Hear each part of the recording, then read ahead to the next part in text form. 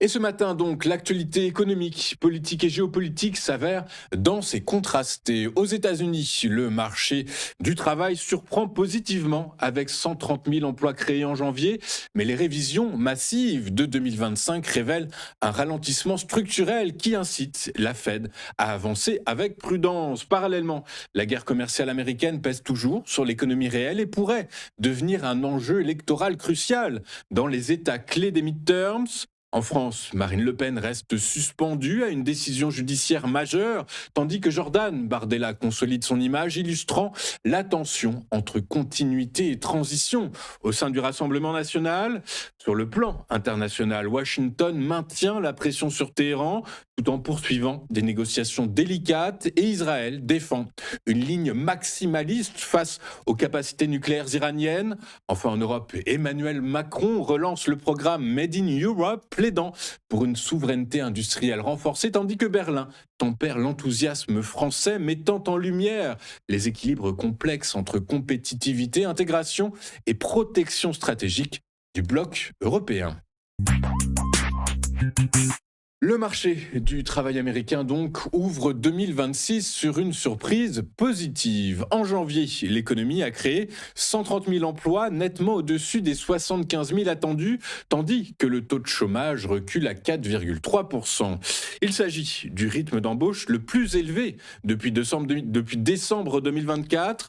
À première vue, la machine repart donc, mais les marchés ont réagi sans attendre. Hausse modérée des contrats à terme sur action, nette tension sur les rendements obligataires, car ce rapport change subtilement l'équation monétaire. Derrière la bonne surprise mensuelle, le Bureau of Labor Statistics a surtout confirmé que 2025 fut bien un exercice plus faible qu'annoncé. Après révision, l'économie n'a créé que 181 000 emplois sur l'année contre, tenez-vous bien, 584 000 initialement publiés. En moyenne, cela représente donc 15 000 postes par mois, un rythme historiquement bas hors récession. La révision annuelle retranche 898 000 emplois entre avril 2024 et mars 2025, confirmant un net ralentissement structurel.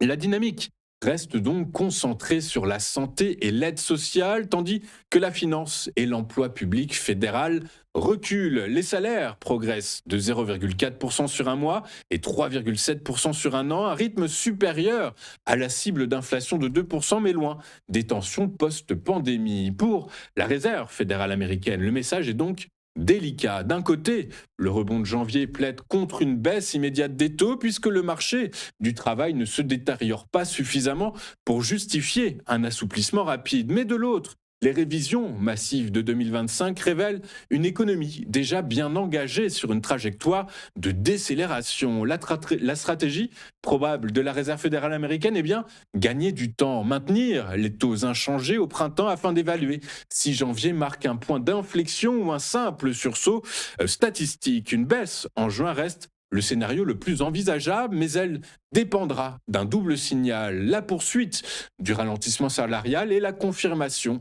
du reflux inflationniste. Autrement dit, la Fed avance en équilibre, éviter d'un côté de relancer l'inflation sans étouffer une croissance de l'autre déjà fragilisée.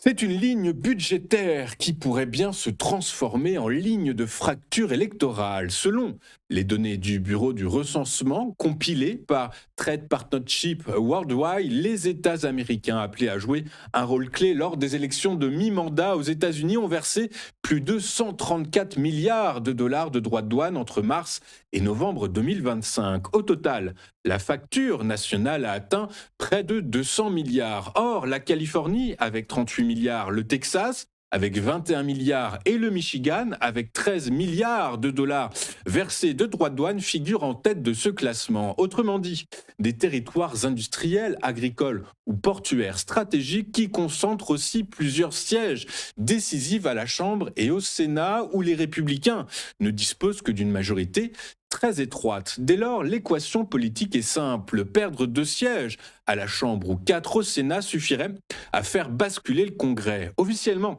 l'exécutif minimise l'impact. Donald Trump balaie la question du pouvoir d'achat qu'il qualifie de canular démocratique selon ses termes, mais de son côté, le secrétaire au Trésor assure que les droits de douane ne nourrissent pas l'inflation. Pourtant, les sondages racontent une autre histoire. 54% des électeurs se disent opposés à ces mesures, tandis que les enquêtes CNBC mettent en lumière une inquiétude persistante sur le coût de la vie. Sur le terrain, les signaux sont tout aussi clairs. D'un côté, des agriculteurs pénalisés par la perte du marché chinois du soja au profit du Brésil. De l'autre, des PME industrielles contraintes de différer leurs investissements et de détaillants étranglés par la hausse des prix importés. Alors certes, nombre d'entreprises absorbent une partie du choc sur leur marge, mais cependant, cette stratégie comprime mécaniquement l'investissement et à terme l'emploi. Ainsi, ce qui devait incarner une stratégie de souveraineté économique apparaît désormais pour une partie croissante de l'électorat américain comme un impôt indirect payé par les entreprises et les consommateurs américains. Or, à l'approche des primaires, la guerre commerciale pourrait donc se muer en véritable guerre électorale. La décision tombera le 7 juillet 2026 à 13h30. D'ici là, Marine Le Pen demeure suspendue à une incertitude politique majeure. En effet, la Cour d'appel dira si la chef de file du Rassemblement national peut encore se projeter vers une 4e candidature à l'Élysée ou si, au contraire, son cycle présidentiel s'interrompt brutalement. Sur le plan judiciaire, ses avocats ont plaidé la relaxe ou tout du moins un allègement de la peine prononcée en première instance en insistant sur la transparence des pratiques et l'absence d'intentions frauduleuses. À l'inverse, le parquet général a lui requis 4 ans de prison dont un ferme, 100 000 euros d'amende et 5 ans d'inéligibilité sans exécution provisoire. Or, même sans application immédiate, une telle peine pèserait politiquement très lourd puisqu'elle installerait un doute durable sur la capacité de la candidate à mener campagne dans la sérénité et à incarner une alternative crédible. Mais au-delà du droit, c'est bien un moment charnière pour le RN. D'un côté, Marine Le Pen reste la figure centrale du parti, celle qui a conduit la stratégie de dédiabolisation et élargi l'assise électorale du parti. De l'autre, la montée en puissance de Jordan Bardella introduit une logique de transition générationnelle. Progressivement et presque mécaniquement, l'hypothèse d'un passage de témoin s'installe dans les esprits, d'autant que certains sondages créditent le jeune président d'une image plus consensuelle auprès d'un électorat élargi. Par conséquent, le parti avance dans une forme de double temporalité. Officiellement, il maintient Marine Le Pen comme candidate naturelle. Officieusement, il prépare un scénario alternatif. Cette ambiguïté stratégique permet de préserver pour le moment l'unité interne, mais elle entretient aussi une fragilité. Comment structurer une campagne présidentielle sans savoir qui en sera l'incarnation définitive? Ainsi, à 9 mois de l'échéance, le RN se retrouve face à une équation délicate. Alors certes, son socle électoral est solide et son ancrage local progresse, mais son leadership national reste suspendu à un calendrier judiciaire qui échappe totalement au contrôle politique. En définitive, c'est moins la dynamique électorale que la décision des juges qui pourrait redessiner l'offre politique à droite et par ricochet l'équilibre même de la présidentielle de 2027. À l'issue de sa rencontre à la Maison-Blanche avec Benjamin Netanyahou, Donald Trump a reconnu, je le cite, qu'aucun résultat définitif n'avait été obtenu. Toutefois, il a insisté sur la poursuite des négociations avec l'Iran, laissant ouverte la voie diplomatique tout en maintenant une pression explicite sur Téhéran. Cette séquence illustre alors une stratégie américaine ambivalente. D'un côté, la menace crédible de la force, rappelé par les frappes de juin dernier contre des sites nucléaires iraniens lors de l'opération Midnight Hammer, et de l'autre, la recherche d'un nouvel accord plus contraignant depuis les accords sur le nucléaire de Vienne de 2015 dont Trump s'était retiré en 2018. Les exigences américaines porteraient désormais sur 3 volets.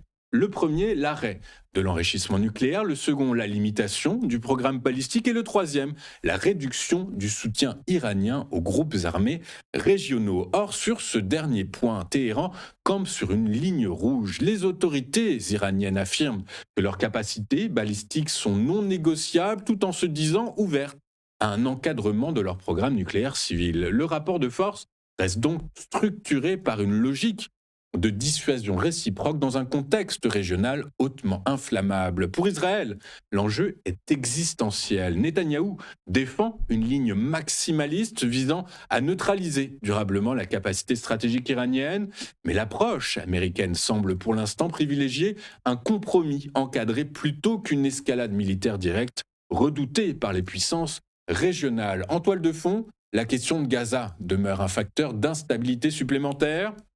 Ainsi, la relation Washington-Jérusalem oscille entre alignement stratégique et ajustement tactique dans un équilibre précaire entre diplomatie coercitive et gestion du risque régional. Enfin, à quelques heures d'un sommet consacré à la compétitivité, Emmanuel Macron a relancé l'agenda Made in Europe en plaidant pour un contenu européen renforcé dans les secteurs stratégiques, les semi-conducteurs, la chimie, les technologies critiques et la défense. L'objectif affiché est double. D'une part, sécuriser les chaînes de valeur et d'autre part, préserver l'emploi industriel dans un contexte de rivalité commerciale accrue. En effet, face au protectionnisme américain accentué par l'Inflation Reduction Act et à la montée en gamme industrielle chinoise, Paris considère que l'Europe doit désormais assumer une politique plus interventionniste. De son côté, Berlin adopte une approche plus prudente. Friedrich Merz met ainsi en garde contre un usage trop extensif des préférences européennes, redoutant un effet boomerang sur une économie allemande structurellement tournée vers l'export. Autrement dit, l'Allemagne craint qu'un durcissement généralisé des règles de contenu local ne fragilise sa compétitivité extérieure. Elle défend donc en priorité un approfondissement du marché unique, une réduction des charges administratives et une diversification commerciale plutôt qu'un tournant protectionnisme assumé. Mais derrière ce débat sectoriel se joue en réalité une divergence plus profonde sur le modèle économique européen. D'un côté, la France plaide pour une capacité budgétaire commune accrue afin de financer les investissements stratégiques, défense, intelligence artificielle, technologie verte, estimant que l'échelle nationale n'est plus suffisante face aux plans américains et chinois, et de l'autre, l'Allemagne, attachée à sa discipline budgétaire, préfère redéployer les ressources existantes et éviter toute mutualisation permanente de la dette. Enfin, sur le plan énergétique, Emmanuel Macron défend une véritable union de l'énergie intégrée et voit dans la décarbonation un levier de compétitivité à condition toutefois de protéger l'industrie européenne via le mécanisme d'ajustement carbone aux frontières. En définitive, l'Union européenne tente de concilier ouverture commerciale, souveraineté stratégique et stabilité budgétaire, et le débat franco-allemand illustre parfaitement cette tension centrale. Comment renforcer la puissance industrielle européenne sans fragiliser le modèle économique fondé sur l'intégration et la concurrence interne ? Avant de faire un point sur la performance des principaux actifs mondiaux, regardons ce à quoi les investisseurs seront attentifs aujourd'hui. Et énormément de choses à se mettre sous la dent, que ce soit du côté de la microéconomie, notamment avec une salve de publication de résultats d'entreprise. En France, on attend Hermès, L'Oréal, qui nous donneront un aperçu du secteur du luxe en France. En Allemagne, on sera attentif à la publication de Siemens, et aux États-Unis, on regardera ce que comprend de l'économie américaine Airbnb. Côté macroéconomie, c'est toujours le secteur de l'emploi américain qui sera sous l'œil attentif des analystes, puisque les inscriptions hebdomadaires au chômage seront publiées à 14h30, également les ventes de logements existants, mais donc c'est surtout le rapport sur l'emploi, le marché de l'emploi américain qui sera scruté de très près après cette publication la veille d'un marché de l'emploi plus que robuste au mois de janvier, ceci étant avec beaucoup de bémols, puisque comme nous l'avons bien compris dans nos actus, 2025 a été l'objet d'une révision plus que massive du nombre de postes créés. Je rappelle que c'est près de 580 000 emplois qui ont été annulés, en fait, en réalité, des modélisations et des calculs des principaux du Bureau of Labor of Statistics. Voilà donc pour ce à quoi les investisseurs sont attentifs aujourd'hui également. La réunion en Europe, hein, en Belgique, des dirigeants européens qui vont tâcher justement de trouver des parades, des solutions pour contrer l'hégémonie américaine et chinoise, pour contrer le rapport de force américain, mais également, eh bien, je dirais, la montée en gamme industrielle des produits chinois. Voilà donc pour le programme de la journée, ce à quoi les investisseurs seront donc attentifs aujourd'hui. Regardons désormais ce qu'il s'est passé sur les principales places financières de la planète hier. Et en Europe, les bourses européennes ont clôturé en ordre dispersé, les résultats d'entreprises n'ayant pas suffi à calmer les inquiétudes liées à l'IA, tandis que le rapport sur l'emploi américain, supérieur aux prévisions, a peiné à soutenir Wall Street. On va voir ça dans un instant. À Paris, le CAC 40 a reculé de 0,18% à 8313 points. Le DAX a perdu 0,43%, tandis que le FTSE a gagné 1,14%, porté par les valeurs minières et pétrolières. En France, Dassault Systèmes, lanterne rouge du CAC 40, a chuté de près de 21% après des perspectives 2026 jugées plus que décevantes, accentuant la nervosité autour du secteur du logiciel. Aux États-Unis, Wall Street a clôturé en légère baisse hier, malgré un rapport sur l'emploi américain en janvier nettement supérieur aux prévisions. Mais comme on l'a vu, hein, évidemment, les fortes révisions sur 2025 ont impacté l'esprit des investisseurs, notamment quant à la stratégie de la Réserve fédérale américaine. Le marché du travail américain, avec des créations d'emplois robustes et un taux de chômage en recul, devait confirmer la résilience de l'économie américaine, mais cette publication alimente également les interrogations, et surtout alimente les interrogations sur le rythme futur de la politique monétaire de la Réserve fédérale américaine. Hier, le Dow Jones a cédé 0,13% à 50 121 points. Le S&P 500 a reculé de 0,34% à 6 941 points. Le Nasdaq a lui abandonné 0,16% à 23 066 points. Après un pic en début de séance, notez que les principaux indices américains ont reculé à mesure que les investisseurs réévaluaient les probabilités d'une pause prolongée des réductions de taux de la Fed. Selon FedWatch, eh bien, la probabilité que la Réserve fédérale américaine maintienne ses taux inchangés en juin a aussi bondi à 41% contre